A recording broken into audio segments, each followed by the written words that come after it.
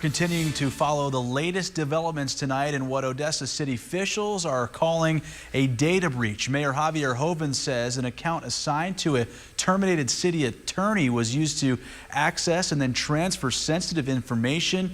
He held a press conference earlier today. Mayor Joven saying that the city was made aware of this breach by a public information request. When the mayor was asked about a person of interest, he said that he can't comment at this time due to the active investigation. However, during a briefing with council members, a staff member within the IT department said the account that accessed after termination was under the name N. Brooks. You'll remember former city attorney Natasha Brooks was fired back in December. According to Mayor Joven, this breach was made from a former city attorney account where there's been a transfer of emails to a private account and number of systems accessed. Joven also mentioned that when the investigation wraps up, the city will look into criminal charges if any laws were then broken. And the Odessa City Council met to hear a briefing from its IT department.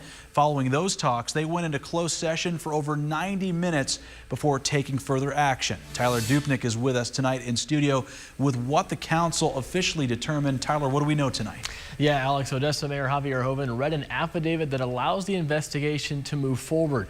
The investigation will attempt to reveal whether the data breach happened internally or by a hacking externally, and how this all happened in the first place. It was last Wednesday when the city of Odessa discovered a data breach. On Monday, an affidavit from Odessa Mayor Javier Joven outlined details for the investigation, which included the belief that an employee failed to disable the email of former city attorney Natasha Brooks following her termination in December, finding that someone had used the email to send documents to a personal email account and government email account at Iowa Colony, Texas, and that after Brooks' termination, consent was not given to her or anyone else to access the computer network or email system. In the aftermath of this discovery, the city will look to do an internal review of its system at some point. There's going to have to be a kind of retooling of the system and how we be able to prevent this, where the breakdowns were, if there were breakdowns.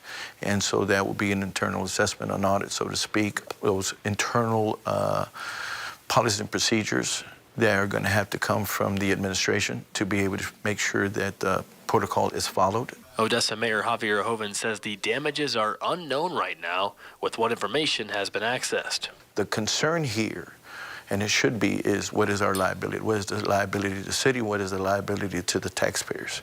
This is why this has to be taken very serious, and this is why the City Council and the City of Odessa is taking this very seriously. And with over 890 employees throughout the city's network, the investigation might take some time. This is a very big system. There is a tremendous amount of information. And so and the thing is, this investigation to be done tactfully, with purpose, and we have to take our time on it.